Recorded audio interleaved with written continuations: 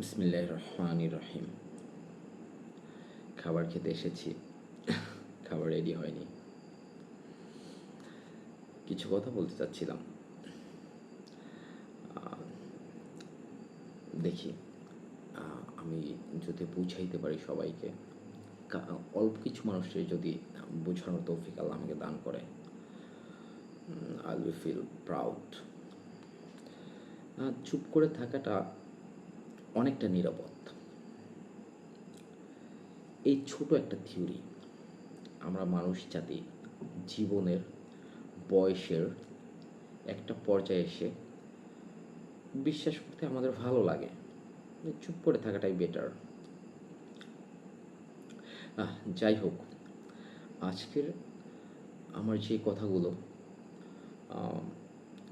এইগুলো বিশেষ করে আমার জন্মস্থান মঠবাড়িয়ার সকল শিক্ষিত,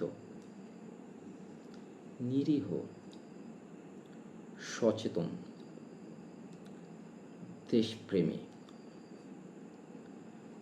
বাংলাদেশ জাতীয়তাবাদী দলের নীতিতে বিশ্বাসী তারেক রহমান, তারুণ্যের অহংকার। তারেক রহমানের আদর্শে সত্যিকার অর্থে যারা অনুপ্রাণিত, তাদের উদ্দেশ্যে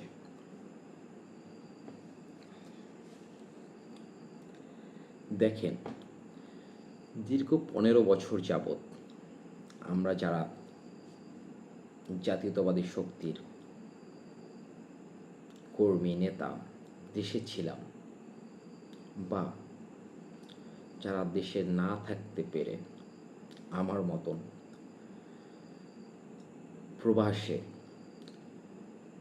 জীবনের যৌবনের ম্যাক্সিমাম টাইমটা, বি অনেস্ট, আমরা যারা নষ্ট করে ফেলেছি। আসলে আমরা নিজেদের মতো করে সবাই নিজেদের জায়গা থেকে এই ফ্যাসিস্ট না, আমি একটু আমার মতন করে বলি, অড, অদ্ভুত অদ্ভুত একটা গভর্নমেন্ট। অদ্ভুত বলার কারণ হচ্ছে, অদ্ভুত বলার তো একটা কারণ আছে। হাসিনা গভর্নমেন্ট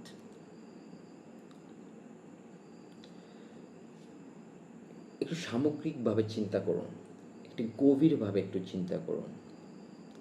এই হাসিনা গভর্নমেন্টের ম্যাক্সিমাম নেতা, কর্মী, পাতি নেতা, এক্স্যাক্টলি যাদেরকে আমরা ফ্রন্ট লাইন দেখেছি, যারা কথা বলতো, যাদের টিভির পর্দায় আমরা দেখেছি, বি অনেস্ট, একটু খেয়াল করেন তাদের কথা, তাদের আচরণ অতি মাত্রায় লোভী, নিজেকে সকল প্রকার খারাপ কাজে অ্যাডিক্টেড করে ফেলা।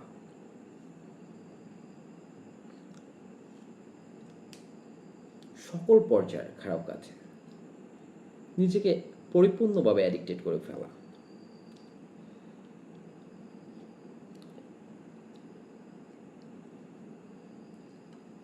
নিজেকে প্রেজেন্ট করার যে একটা স্টাইল, অ্যাজ এক্সাম্পল,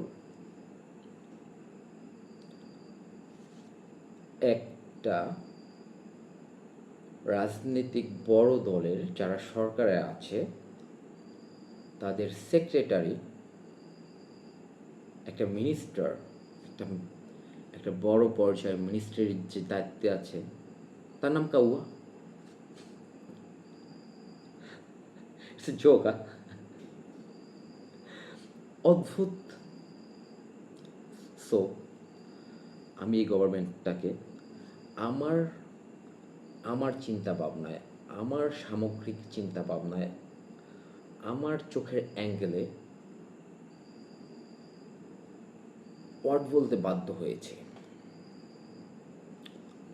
দেখেন, একটা গোষ্ঠী বা একটা সংস্থার উপর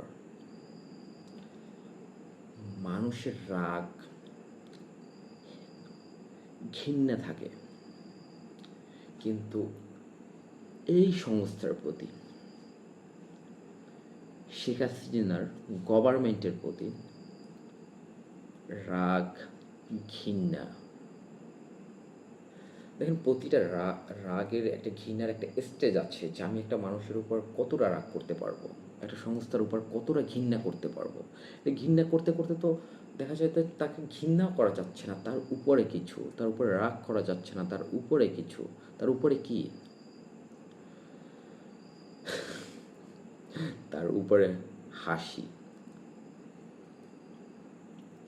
হাসির পাত্র, কমপ্লিট গভর্নমেন্ট। একটু ঠান্ডাভাবে চিন্তা করেন, দেখেন সবার একটু কথা, সবার একটু মনোভাব। আমি 2টার সময় একটা মিটিংয়ে, দুপুর 2টা একটা মিটিংয়ে একটা কথা বলতেছি, একটা স্পিচ দিতে আছি, জাতির উদ্দেশ্যে একটা কথা বলতেছি। ঠিক 4টার সময় আর একটা প্রোগ্রামে যে সেই কথার সম্পূর্ণ বিপরীত একটা কথা বলতেছি। বাবা, মানুষের লেখে দিলেও তো একবার পড়ে যে আমি কী বলতেছি। এতটুকু কমন সেন্স আমার কাছে নাই। আমি একটা দলের প্রধান, আমি একটা মিনিস্টার, আমি একটা দলের বড় ধরনের হ্যাডাম কিছু, কেমন করে? আরে আমরা তো মানুষ নাকি? এই পর্যায়ে আসতে হইলে তো তাদের একটা পরিশ্রম করে আসতে হয়েছে। তো কথা বলার কখনোই আমি দেখি নাই তারা কখনো কোনো পলিটিশিয়ান বলতে পারবে যে আমি চেষ্টা করেছি সত্যি কথা বলার জন্য। আমার মনে হয় তারা মানে খুব সুন্দর করে বলতে পারবে যে আমি চেষ্টা করেছি মিথ্যা কথা বলার জন্য এবং আমি সাকসেস। আচ্ছা, যাই হোক, আজকে আমার টপিকটা শেখ হাসিনা গভর্নমেন্ট নিয়ে না। আমি শেখ হাসিনা গভর্নমেন্ট নিয়ে কথা বলতে চাচ্ছিলাম না। শেখ হাসিনা গভর্নমেন্টকে আমি টেনে এনেছি আসলে আমরা যারা মঠবাড়িয়ার জাতীয়তাবাদী দলের সত্যিকার অর্থে নেতা কর্মী, তাদের উদ্দেশ্যে আমি অতি নগণ্য একজন কর্মী। আমি আপনাদের বুঝাতে পারবো না, আমি আপনাদের আদেশও দিতে পারবো না। আমি চেষ্টা করতেছি যে যদি আপনারা আমার কথাটা, আমার মেসেজটা একটু পান, তাহলে একটু উপলব্ধি করেন। Please be take care, please.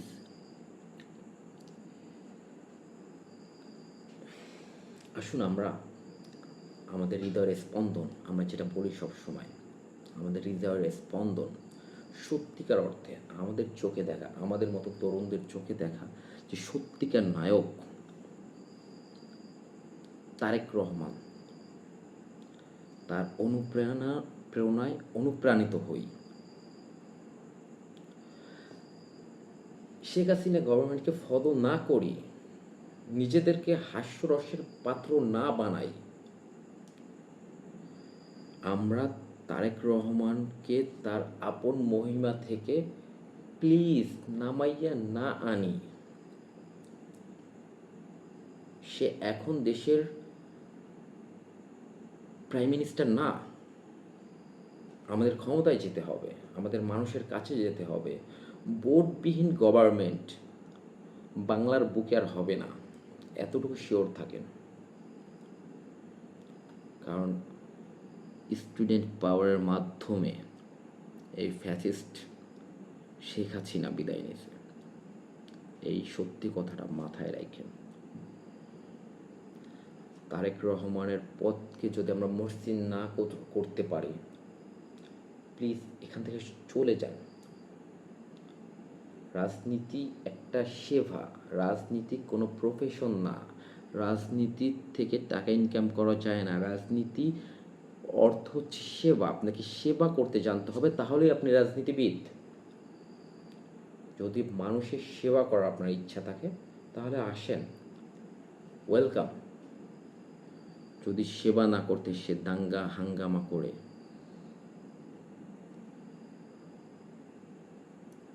এত বড় একটা অর্জনকে নস্যাৎ করে দেন।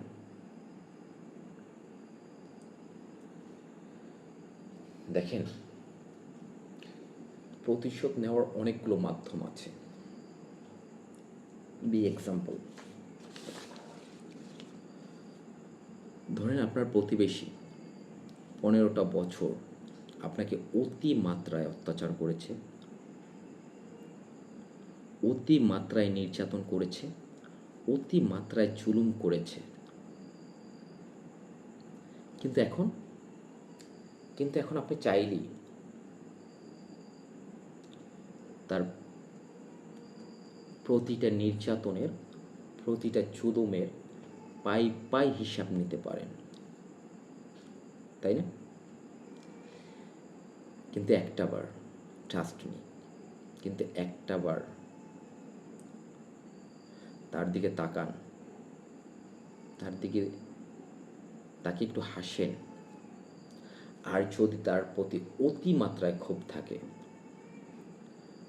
তাহলে তাকে ডেকে বলেন, দেখ ভাই, যদি এখন আমি চাই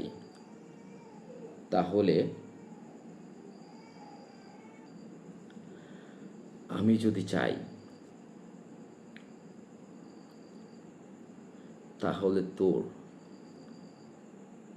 প্রতিটা অপকর্মের, প্রতিটা নির্যাতনের, প্রতিটা জুলুমের পাই পাই হিসাব বুঝিয়ে দিতে পারি, কিন্তু আমি করব না,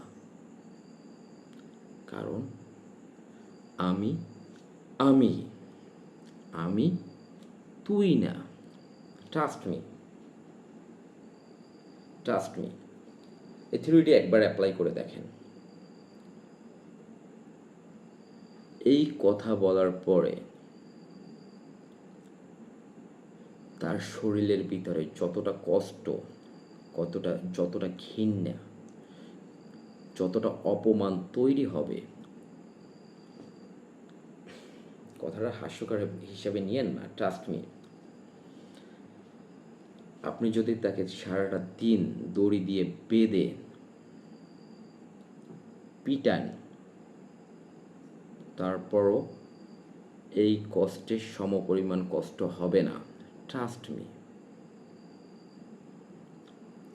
হিংসা, প্রতিহিংসা, মারামারি, কোপাকুপি, যাতে আমরা মঠবাড়িয়া অলরেডি ফেমাস। আমার প্রিসপুরে অনেক ফ্রেন্ডরা বলে, তোরা মঠবাড়িয়া না হইলে আমাদের উকিলদের ব্যবসা নাই, জেলে আসামি নাই। চলেন এগুলো আমরা বাদ দিই, পরিহার করি। আমরা জাতীয়তাবাদী শক্তি,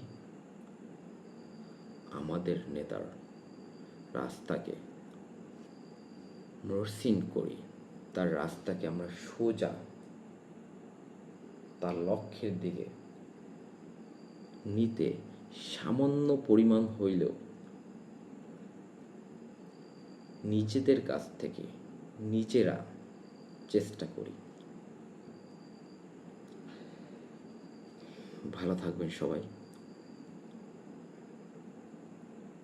আল্লাহ হাফেজ।